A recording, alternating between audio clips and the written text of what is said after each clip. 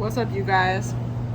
So right now I'm outside in like the office part of the place where I'm staying at. It's like a co-working space, and there's like a whole bunch of floors. I'm gonna try and show you as much as possible throughout the next couple days while we're here, because we're only here for gonna be in each city for a certain period of time. So like I'm gonna try to show you as much of it as possible. But right now this is like the outside area where it's like a mini kitchen where you can like prepare tea and food and stuff for yourself, and then you can like sit out here in this area, work on stuff. That's like the inside area, which I'll show you later. But since it's peaceful out here, I just wanted to tell you, I want to talk a little bit about a really serious topic that I would normally feel too self-conscious to talk about, but I think because I'm like really far away from anyone that would mind, I feel a little better about it. Hold on, let me just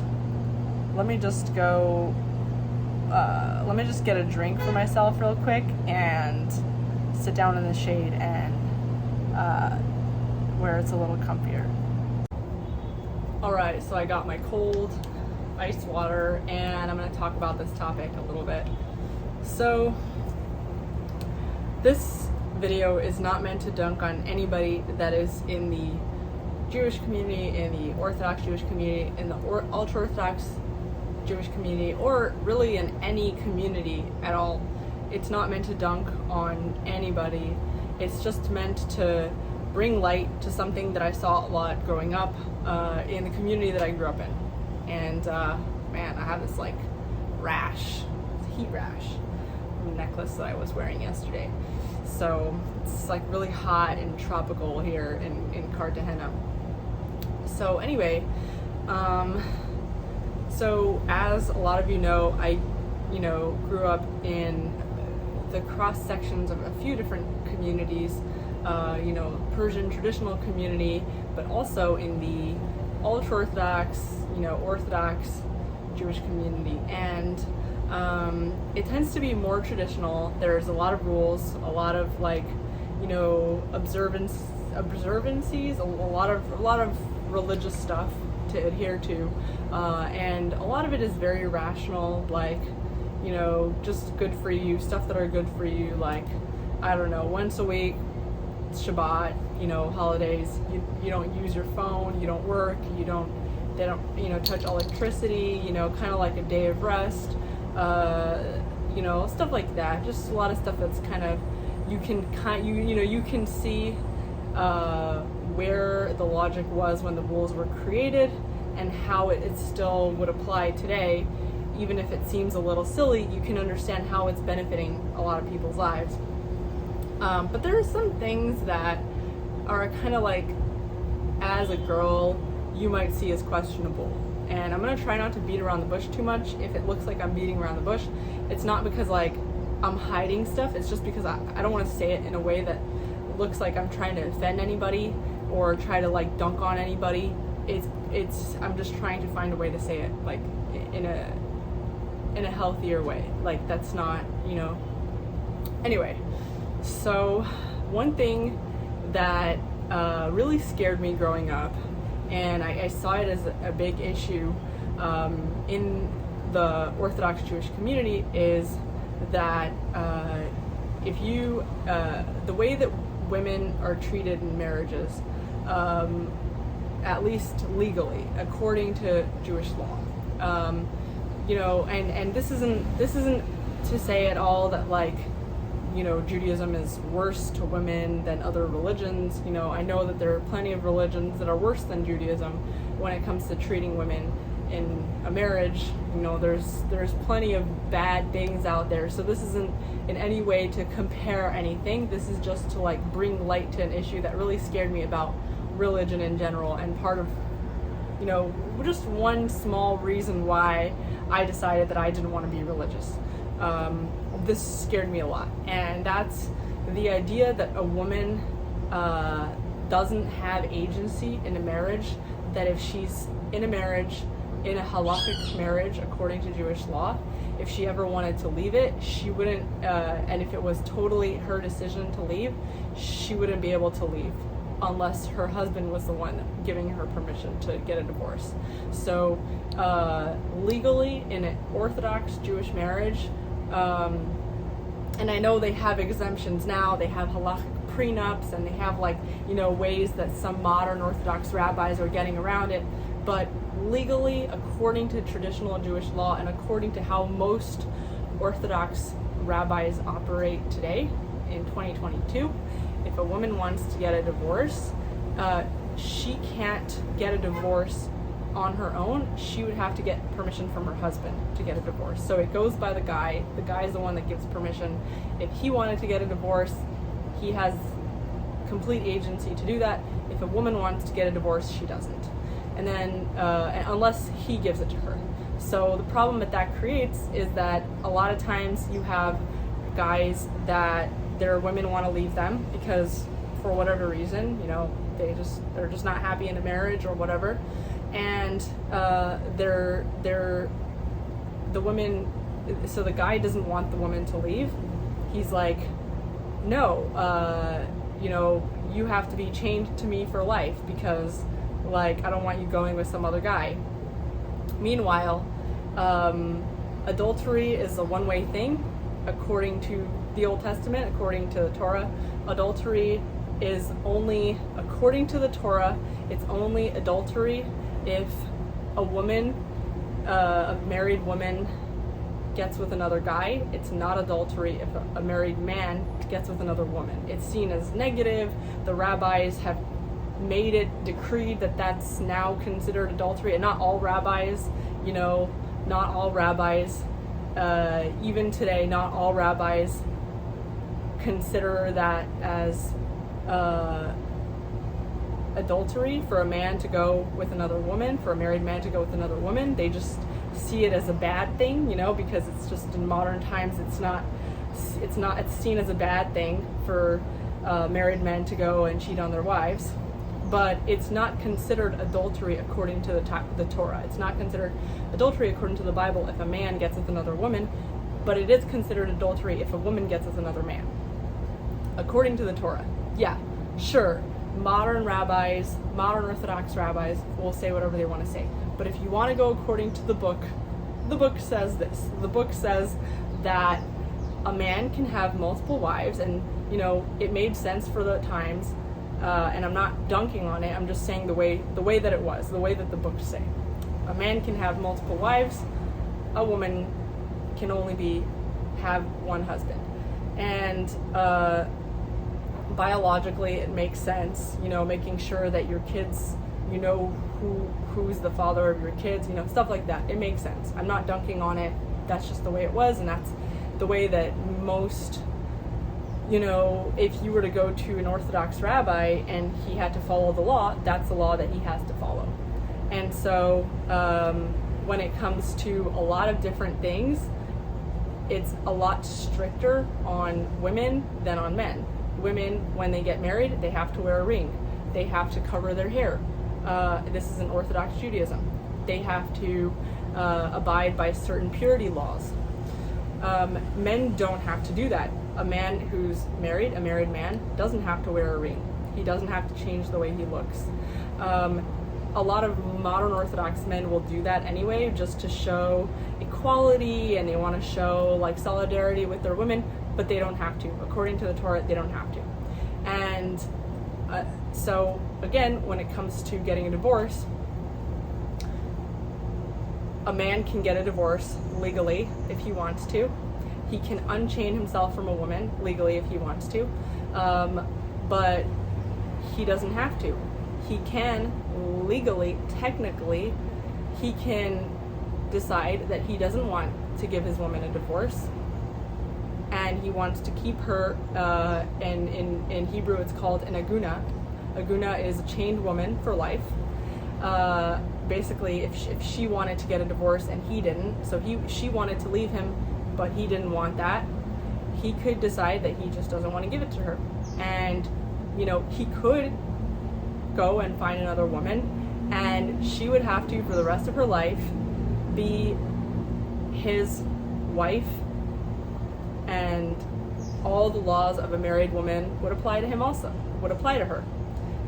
She wouldn't be able to remarry, she wouldn't be able to, and if she tried to get with another man, then her future kids would be bastard children, and all the laws of bastard children would apply to her kids, and then she would be shunned, and all these things. Also, women, once they get married, even if they get a divorce, they're not supposed to uncover their hair. I know a lot of my friends who got divorces, they do it anyway, but according to the Torah, according to biblical law, they're not supposed to. So, or according to at least the traditional way, according to Orthodox Judaism, the right way, the way that they've been doing it for many years, they're not supposed to. When I say the right way, I just mean the way that they've been doing it traditionally.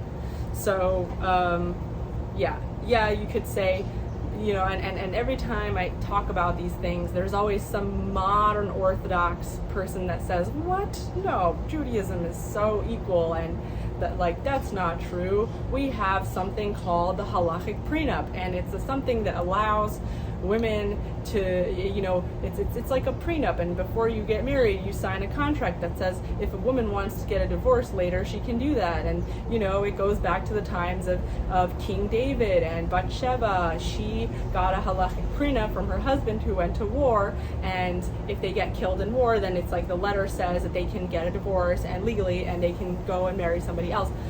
Yeah, there's stuff like that, and recently they've been implementing a lot of this new modern progressive stuff to try and make traditional Judaism more palatable to progressive Western culture.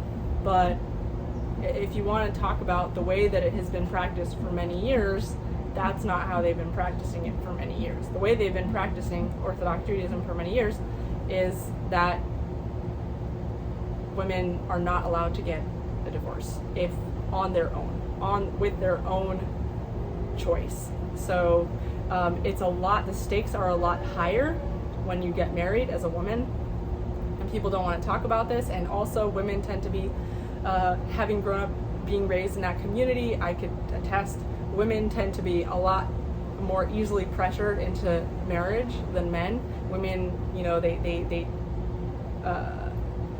try to encourage you to get married a lot faster, and they encourage you that nobody else will marry you if you don't get married right now, and all that stuff. There's a lot of pressure, and for good reason. I'm not saying that that's totally crazy. Like, we have a biological clock, and if you don't get married now, if you don't start reproducing, there's a chance that you might cross over the window of fertility when men just naturally biologically have more time. So yeah, so what I've been seeing, a lot of, and I don't know if this is a more recent thing or this has been going on for a long time, but I've been noticing a lot of friends, people that I grew up with in my community, stuff like that, who are married, and they end up with a guy that is either, according to them, abusive, or they don't like him, or whatever he is, and they want to get a divorce, and the guy doesn't want to give him a divorce, and then the rabbis in the community or other community members end up having to try to coerce the guy into giving her a divorce, and then he usually ends up holding her divorce for ransom for some really high fee of okay, I will only give her a divorce if the community pays me $50,000, and stuff like that. They'll try to use it as a power trip, and a lot of men these days, especially with the way that the economy is stressing a lot of people out, a lot of young men feel powerless, and will use the halachic marriage as a way to coerce women. And so I'm just seeing that as an issue that is coming up constantly. I'm constantly seeing women, the community being yeah, help this woman get out of her chained marriage, help this woman get free. And to me, as someone who left the community, and just does whatever I want now. To me, the answer is like pretty obvious. How about you just free yourself? You know what I mean?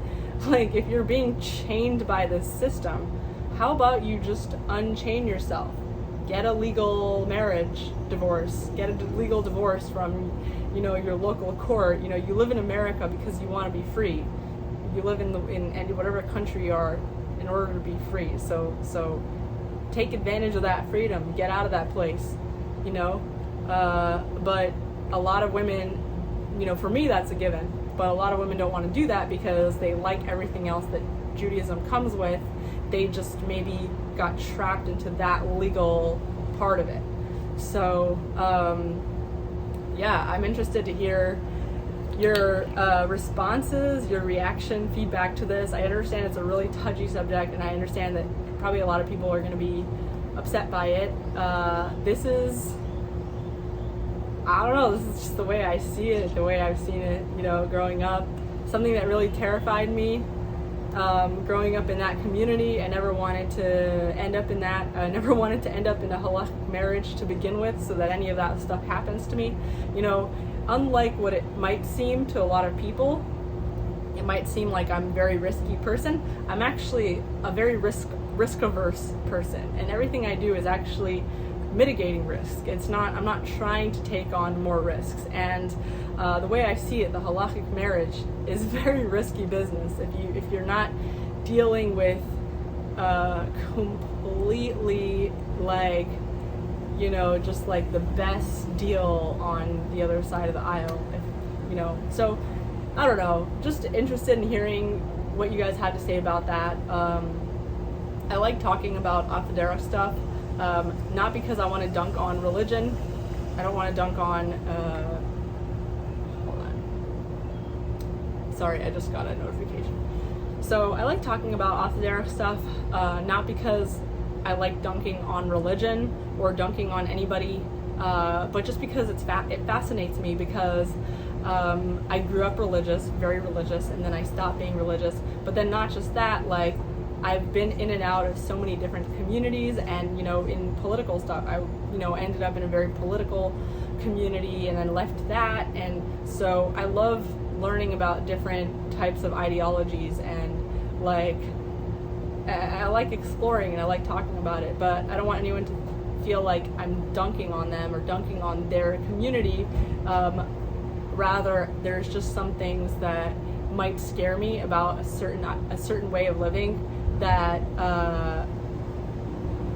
I want to like reflect on. But anyway, so other than that, there's a lot of great things, great ways that Jewish women are protected in their marriages, and there's a whole, like, you know, there's a lot of requirements for men before they get married, things that they have to provide for their women, and, you know, just like any traditional structure, Orthodox Judaism has put a lot of thought into both the man and the woman in a marriage. So yeah, hope that was educational, and I'm sure I've left out a lot of details. And yes, there's ways to deal with men that don't give their women a divorce, and people will usually go after them. A lot of people will mention The Sopranos, you know, like they sent the Italian mafia after a man that wasn't giving his woman a halachic get, and, you know, stuff like that. They'll find ways to, like, you know, try to bully a guy into giving his wife a divorce if he doesn't want to. But it doesn't always work, and at the end of the day, like, the man is legally given that power over women. So cool. I hope that was educational for you guys. See you guys in the next video.